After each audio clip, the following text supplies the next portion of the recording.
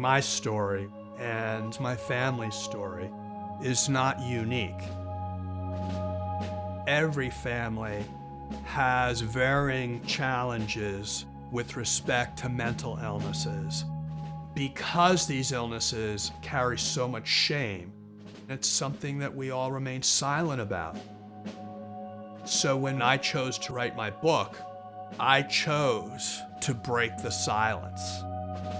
I had to write about my own story, and I couldn't do that without including how my family shaped and affected who I was. The youngest child of Senator Ted Kennedy, Patrick Kennedy, he has written a memoir, A Common Struggle, in which he traces not only his struggles, but those of his famous father and mother, revealing details. My mother's side of my family has had serious depression and alcoholism. My father had suffered from post-traumatic stress disorder. He saw his brothers violently murdered. And I was a confirmed alcoholic, addict. I have mania, I have depression, and here I am in my book pulling the Band-Aid off, exposing myself in a very vulnerable way.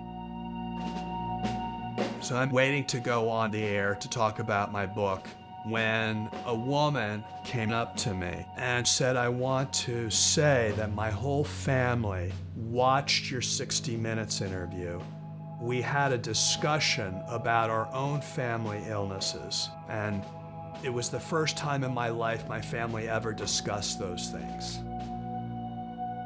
And I hugged her, and I said, you don't know how much this means to me. It was in that moment that I realized that every family feels that code of silence.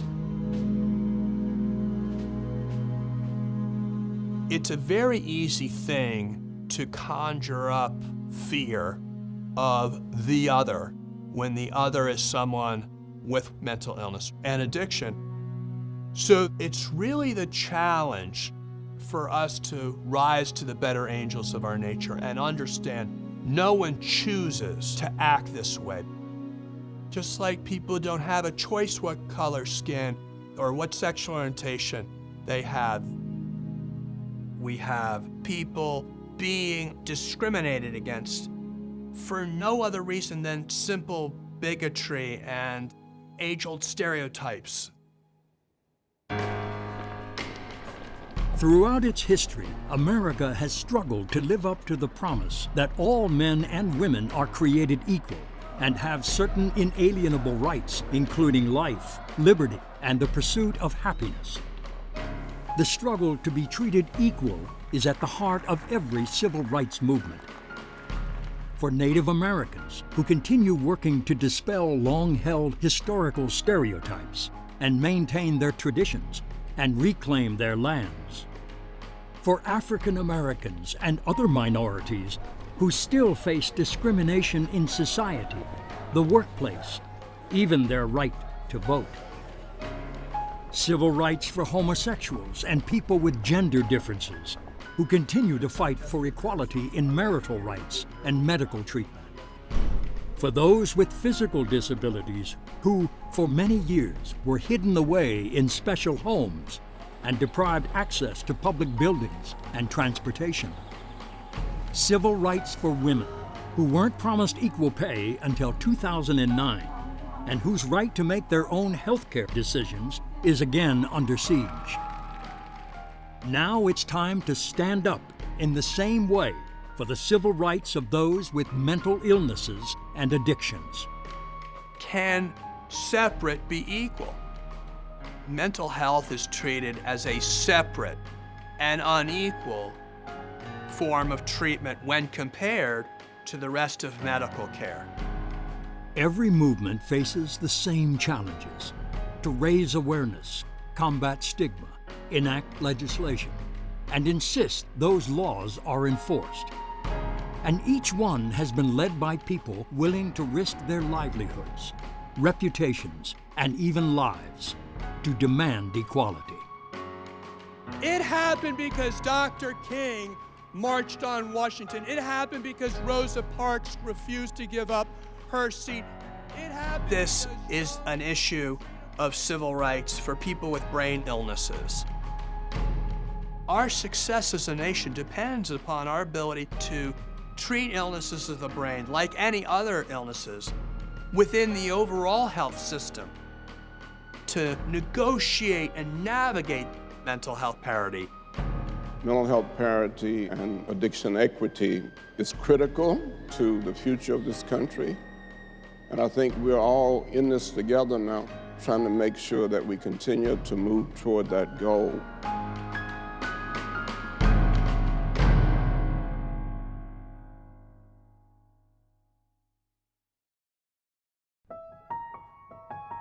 For much of human history, physicians diagnosed and treated brain diseases the same as physical illnesses. But over the centuries, people who suffered from mental health disorders began to be ostracized and shut away in asylums, where living conditions were often as challenging as the diseases, and treatment was minimal.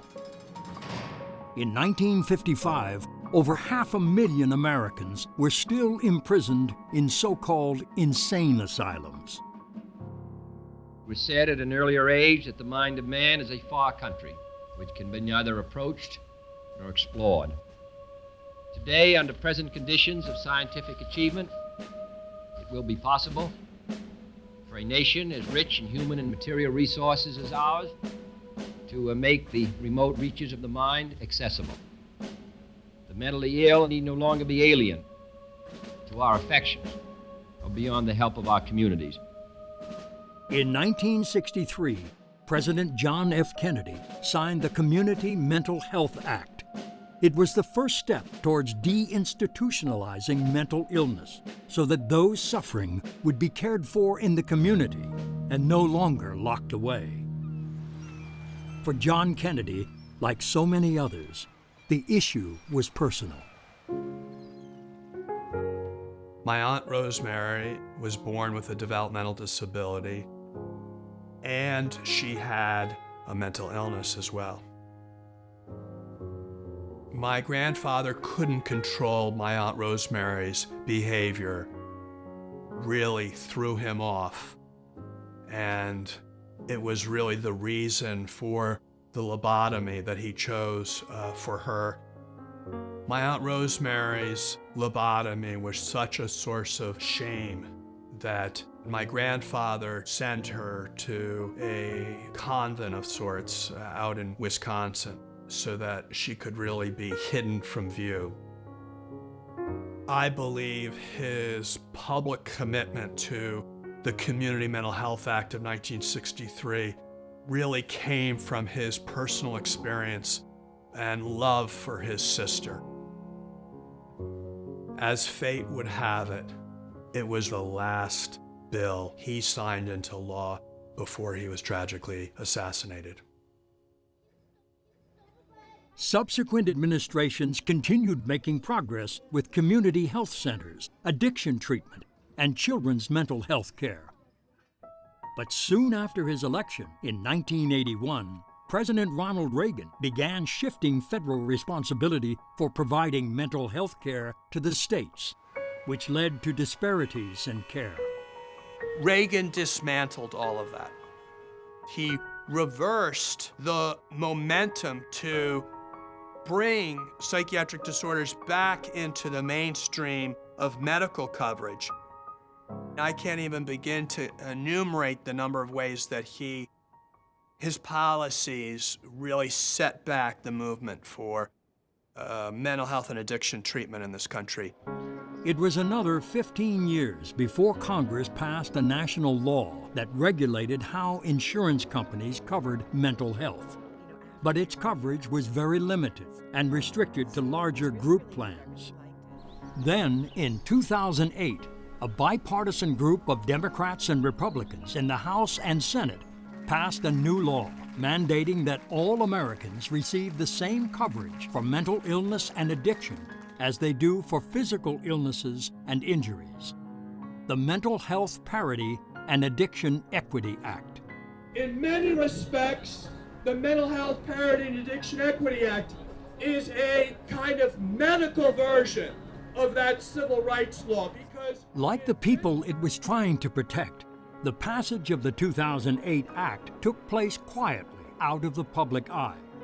It was passed only because it was included in the $700 billion bank bailout by the U.S. government.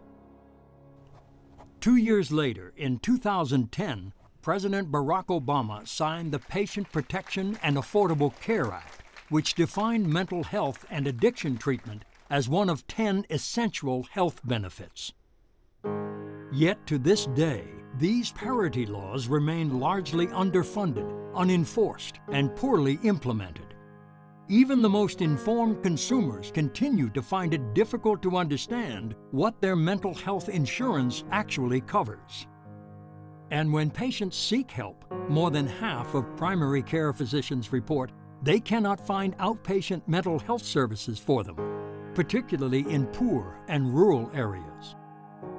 Every family, every single person who needs to step forward and ask for help should know that there's not stigma in doing that and that the services will be available to them to be able to get the care they need. We don't have to wait for an insurance company to reject us because so few people actually ask for help in the first place.